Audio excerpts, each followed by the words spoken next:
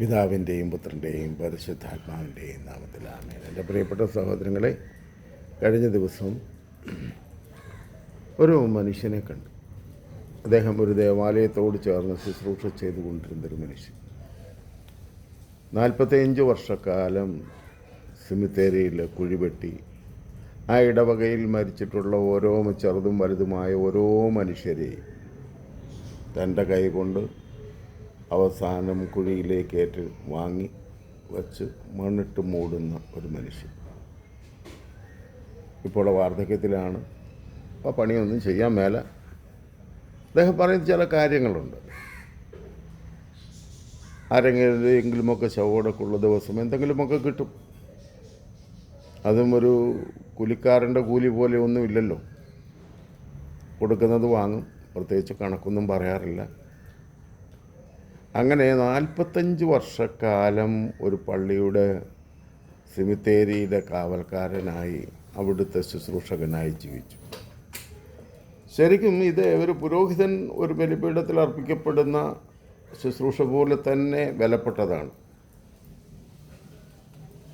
അവസാനം ആ മനുഷ്യനെ ഭൂമിയിലേക്ക് പറഞ്ഞു വിട്ട് മണ്ണിട്ട് മൂടുന്ന വ്യക്തിയാണ്. ഇന്ന് വാർദ്ധക്യത്തിലാണ്, ജീവിതത്തിന് മറ്റു മാർഗങ്ങളൊന്നുമില്ല, വരുമാനമില്ലാതെ വിഷമിക്കുന്നു. എങ്കിലും പയ്യെ വടിയൊക്കെ കുത്തിപ്പിടിച്ച് നടന്നു പോയിട്ട് ആ സെമിത്തേരിയിലിരുന്ന് താൻ അടക്കിയിട്ടുള്ള ഓരോരുത്തരെയും ഓർത്ത് പ്രാർത്ഥിക്കുന്നു. പള്ളിയുടെ അടുത്താണ് വീട്. ഇക്കാലം അത്രയും 45 വർഷക്കാലം ഇതുപോലെയുള്ളൊരു ശുശ്രൂഷ ചെയ്ത മനുഷ്യന് ഒരു പെൻഷനോ അല്ലെ ഒരു റിട്ടയർമെൻ്റ് ആനുകൂല്യമോ ഒന്നുമില്ല. ഇപ്പോൾ ഭാര്യയും ഭർത്താവും മാത്രമായിട്ട് ഒത്തിരി കഷ്ടപ്പെട്ട് ജീവിക്കുന്നു. ഇത് കേൾക്കുന്ന എൻ്റെ പ്രിയപ്പെട്ട വൈദികരെ അല്ലെങ്കിൽ പിതാക്കന്മാരെ, നിങ്ങൾ ഈ കാര്യത്തിലൊന്ന് ശ്രദ്ധിക്കണമേ. നിങ്ങൾ ബലിപീഠത്തിൽ ശുശ്രൂഷ ചെയ്യുമ്പോൾ, ദേവാലയത്തിൽ ശുശ്രൂഷ ചെയ്യുമ്പോൾ നിങ്ങൾക്കുള്ള ശമ്പളവും അതുപോലെ തന്നെ വാർദ്ധക്യത്തിൽ നിങ്ങൾക്കുള്ള വേണ്ടുന്ന സംരക്ഷണവും ഒക്കെ ലഭിക്കുന്നു. അതുപോലെ കൈക്കാരന്മാരായിട്ടിരിക്കുന്ന നല്ല മനുഷ്യർ ഒത്തിരി പേരുണ്ട്. അങ്ങനെയുള്ളവരെയും മുൻകാലങ്ങളിൽ ഇതുപോലെ ദേവാലയത്തോട് ചേർന്ന് നിന്ന് ശുശ്രൂഷ ചെയ്ത് ഇന്ന് വാർദ്ധക്യത്തിലായിരിക്കുകയും രോഗവും രോഗപീഠകളുമൊക്കെ കൊണ്ട് വിഷമിക്കുമ്പോൾ എന്തെങ്കിലും ഒരു സാമ്പത്തികമായ കാര്യങ്ങൾ അവർക്ക് ചെയ്തു കൊടുത്താൽ മരുന്ന് വാങ്ങിക്കാനും ജീവിക്കാനുമൊക്കെ വാർദ്ധക്യത്തിൽ വിഷമിക്കുന്ന ആ കുടുംബത്തെ കണ്ടപ്പോൾ ഒത്തിരി സങ്കടം തോന്നി. അപ്പോൾ ഇതൊന്ന് പറയാതിരിക്കാൻ പറ്റത്തില്ല എന്ന് ദൈവത്തിൻ്റെ പരിശുദ്ധാത്മാവ്. അതുകൊണ്ടാണ് ഓർമ്മപ്പെടുത്തുന്നത്. ദേവാലയത്തോടും ബലിപീഠത്തോടും ഒക്കെ ചേർന്ന് ശുശ്രൂഷ ചെയ്യുന്ന ഒരുമാതിരിപ്പെട്ട ആൾക്കാർക്കൊക്കെ അത്യാവശ്യം ജീവിക്കാനുള്ള വരുമാനങ്ങളൊക്കെ ഉണ്ട്.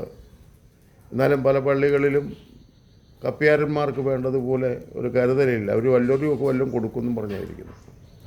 വില എടുക്കുന്നവന് കൂലി കൊടുക്കരുത്. മാന്യമായി ജീവിക്കാനുള്ളൊരു ശമ്പളം പോലും കൊടുക്കാത്ത ദേവാലയങ്ങളുണ്ട്.